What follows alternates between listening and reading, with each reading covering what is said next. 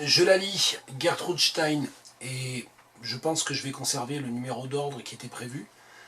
Mais je n'ai pas fait de vidéo avant-hier, j'ai donc pour la première fois dérogé à la règle, et la raison en est, comme vous l'entendez peut-être, que j'ai une angine carabinée. J'ai tellement travaillé ces dernières semaines que le corps se rattrape un petit peu. J'ai attrapé une mauvaise angine, je pense dans le tram, jeudi soir, et comme j'ai travaillé tout vendredi, tout samedi, eh bien ça ne va pas bien mieux dimanche. Mais enfin, j'ai laissé passer une vidéo, je ne vais pas en laisser passer une autre, et je pars. Mon point de départ est un petit peu minoritaire, mais c'est l'occasion de jeter une bouteille à la mer ou de lancer une première piste. Alors au départ, j'aurais voulu faire une vidéo, non pas directement sur Gertrude Stein, mais sur une écrivaine qui est une grande féministe américaine, Andrea Dworkin, et sur son roman Ice and Fire, qui n'est pas traduit en français. C'est l'occasion de faire un petit clin d'œil à Azélie Fayol, mais je ferai un clin d'œil plus appuyé à Azélie quand je consacrerai vraiment une vidéo à Andrea Dworkin. Et on comprendra à ce moment-là pourquoi je relis cette vidéo dans laquelle je parlerai d'Andrea Dworkin, pourquoi je la relis à Gertrude Stein. Alors là, l'objectif n'est pas du tout le même. Je vais partir d'un tout petit détail. C'est toujours dans A Novel of Thank You. Vous savez, A Novel of Thank You, c'est ce texte fondamental pour moi, texte publié à titre posthume par Carl Van Vechten dans les années 50, écrit dans les années 1925-1926, et dans le chapitre 127, je refeuilletais le livre, ça m'a un peu sauté à l'œil, cette phrase qui d'ailleurs se trouve prise dans un bloc de texte et on ne comprend pas du tout ce qui relie cette phrase au reste, comme souvent dans A Novel of Thank You, comme souvent dans les textes les plus expérimentaux de Gertrude Stein, la structure rythmique et la structure phonologique sont assez évidentes, mais la structure argumentative ou logique échappe en partie ou totalement. Et il y a donc cette phrase « He, being René Crevel, is not partly to blame ». Le fait qu'il soit, le fait que ce soit, le fait que cet homme soit René Crevel n'est pas, littéralement, n'est pas partiellement à blâmer, n'est pas le motif de reproche principal. Alors, cette référence à René Crevel m'a un petit peu intrigué, parce qu'il me semblait bien avoir lu des choses à ce sujet-là dans des biographies. Je n'ai jamais lu une biographie de Gertrude Stein, vraiment une grande, longue, massive biographie de Gertrude Stein du début à la fin, mais il m'est arrivé d'en feuilleter, et ça me disait vaguement quelque chose, et effectivement, vérification faite, René Crevel a été très proche et a passé pas mal de temps dans les soirées que Gertrude Stein et Alice Betoclas organisaient, et notamment dans les années 25-26. Ça veut dire qu'au moment où Gertrude Stein écrit les pages de A Novel of Thank You, c'est le moment où vraiment René Crevel se rapproche d'elle.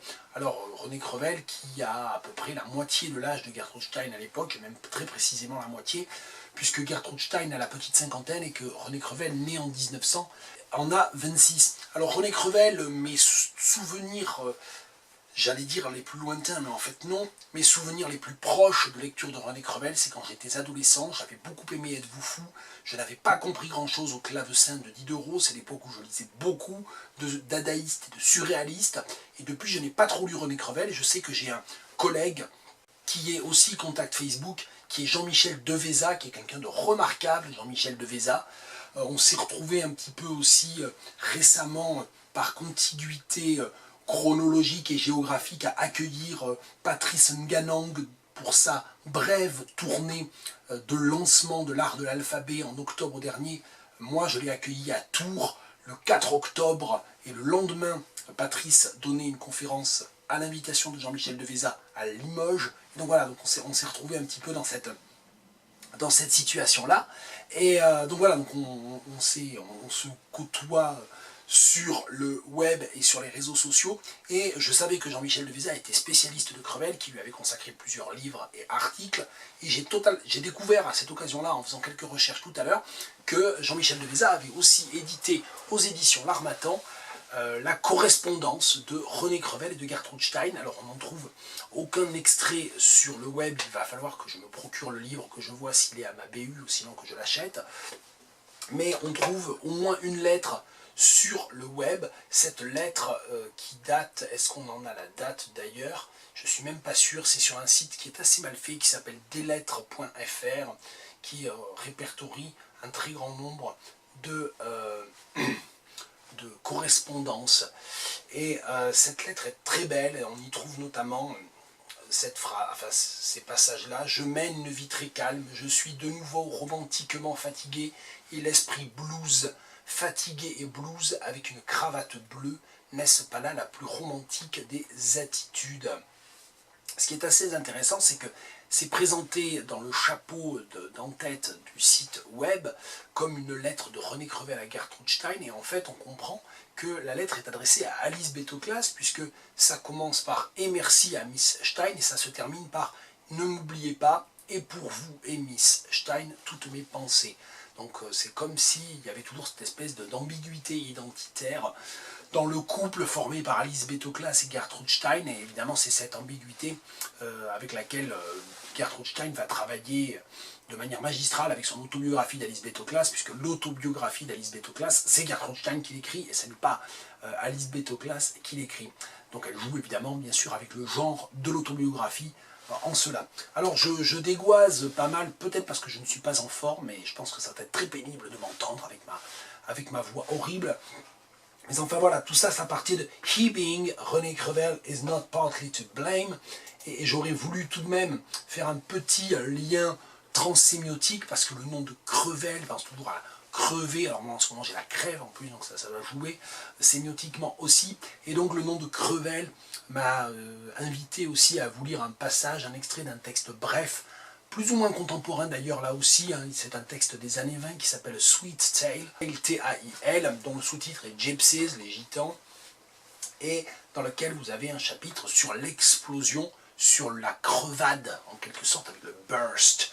Et donc évidemment, le nom de Crevel suggère aussi cette exploration de quelque chose qui crève.